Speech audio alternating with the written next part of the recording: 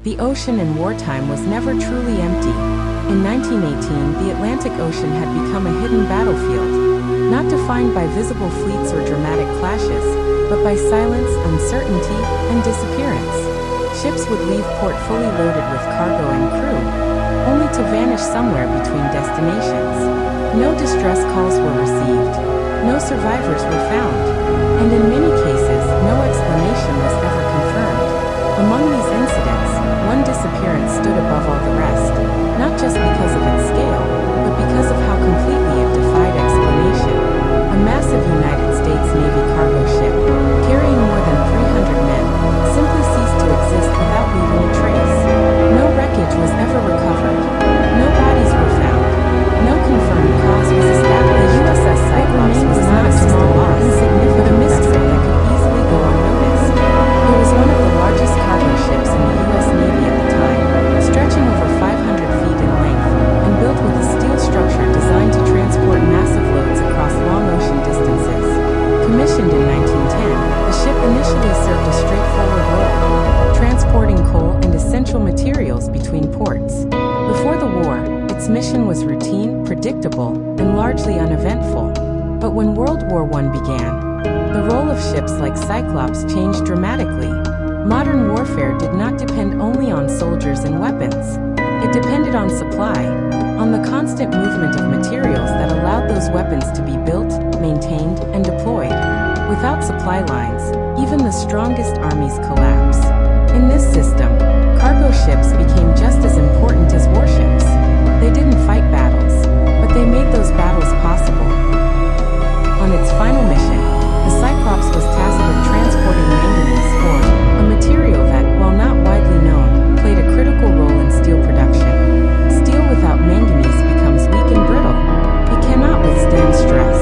It cannot be relied upon in weapons, ships, or infrastructure. In wartime, that weakness can lead to catastrophic failure.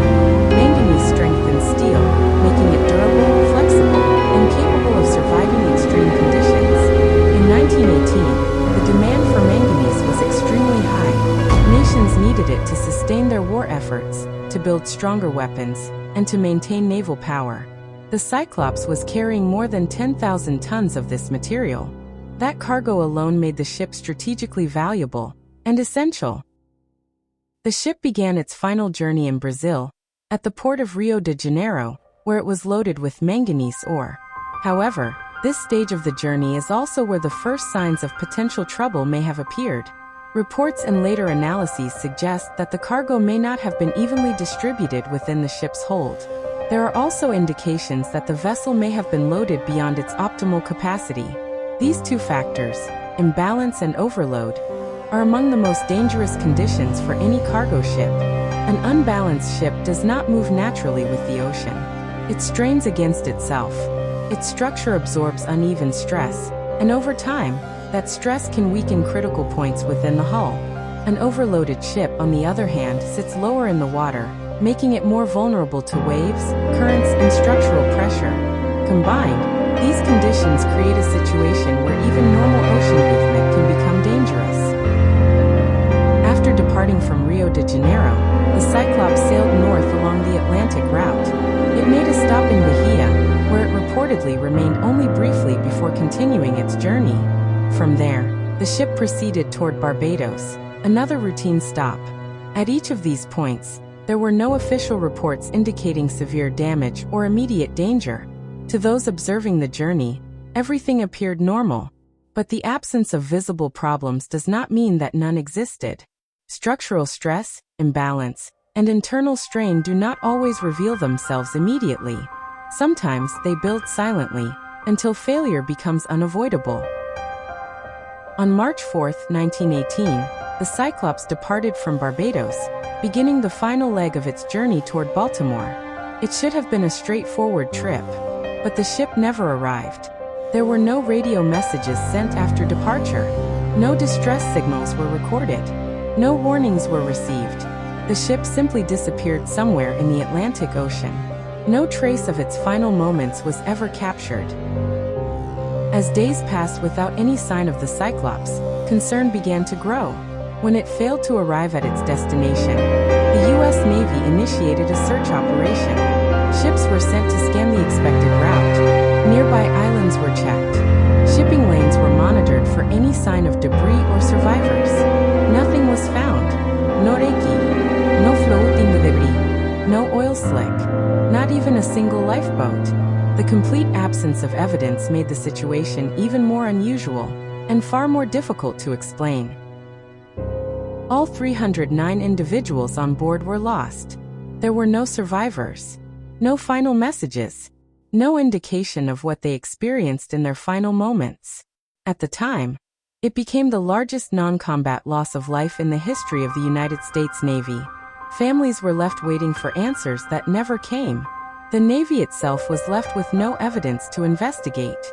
The scale of the loss, combined with the complete absence of physical proof, transformed the disappearance into something far greater than a tragedy.